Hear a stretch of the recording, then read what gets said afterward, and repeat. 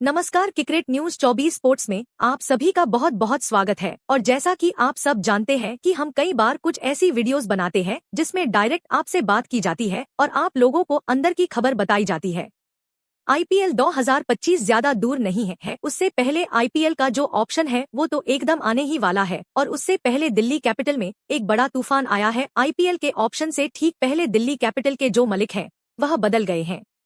दिल्ली मलिक के बदलने के साथ ही दिल्ली कैपिटल्स के जो डायरेक्टर सौरभ गांगुली उनको हटा दिया गया है और साथ ही जो कप्तान है ऋषभ पंत, अब उनके ऊपर भी तलवार लटक रही है। क्या है पूरा मामला, विस्तार से आपको समझते हैं और फिर आप भी अपने जो कमेंट्स हैं अपनी राय दे सकते हैं।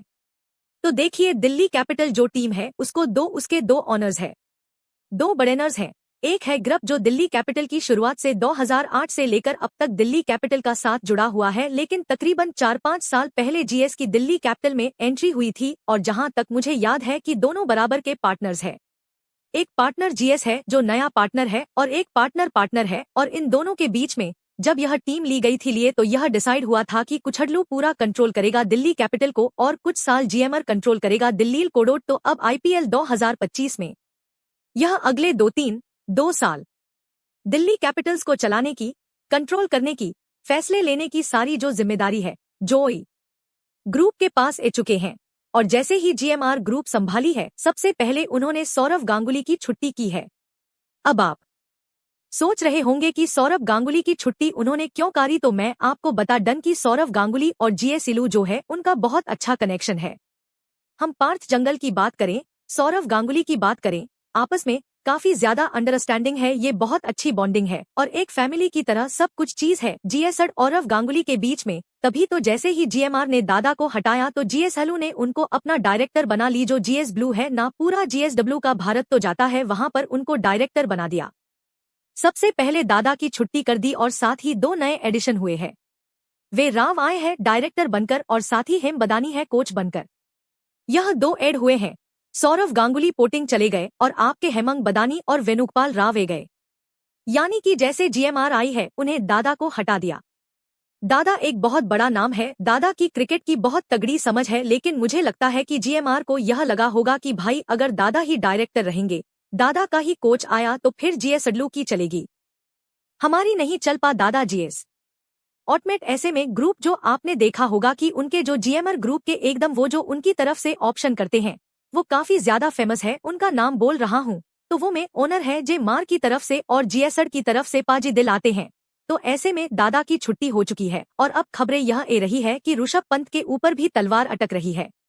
जीएसडब्ल्यू शायद ऋषभ पंत के सपोर्ट में थी, लेकिन जैसे ही जीएमआर आई है वह यह कि ऋषभ का परफॉर्मेंस 20 में उसे तरह का नहीं है, तो ऋषभ पंत को अगर वह रिटेन करते भी है तो वह यह सोच रहे हैं कि कप्तान किसी और को बनाएं और ऋषभ पंत को ऐसा नॉन कैप्टन इंडियन टीम रखा जाए, क्योंकि ऋषभ पंत की अगर मैं बात करूं तो इंडियन क्रिकेट में उनका बहुत बड़ा कोई और नहीं बन पाया है। वह बड़े खिलाड़ी, अच्छे खिलाड़ी, लेकिन एक्सीडेंट के बाद से मुझे लगता है काफी पीछे चले गए हैं। अगर वो एक्सीडेंट ना हुआ होता तो आज ऋषभ पंत किसी ना किसी फॉर्मेट में इंडिया एक कप्तान होते, लेकिन अब उनसे रेस में गए शुभमैन गिल निकल चुके हैं। जसप्रीत बुमराह टेस्ट में वॉइस कैप्टन बन चुके हैं। ऋषभ पंत को कहीं पर भी कप्तानी के लिए कंसीडर नहीं किया जा रहा और 20 में उनका परफॉर्मेंस भी कोई बहुत ज्यादा अच्छा नहीं रहता है। तो ऐसे में जीएस दिल्ली कै में इस समय बड़ा उथल-पुथल चल रहा है, एक तूफान टाइप का आ गया है।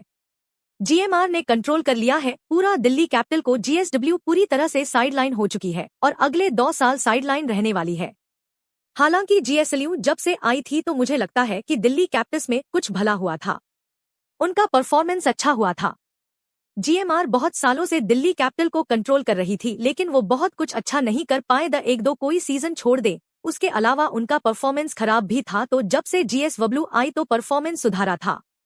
एक बार शेरे शहरे की कप्तानी में उन्होंने अच्छा खेला, ऋषभ पंत ही कप्तानी में अच्छा खेला, लेकिन फिर उसके बाद ऋषभ पंत का एक्सीडेंट हुआ और नीचे लग गई टीम।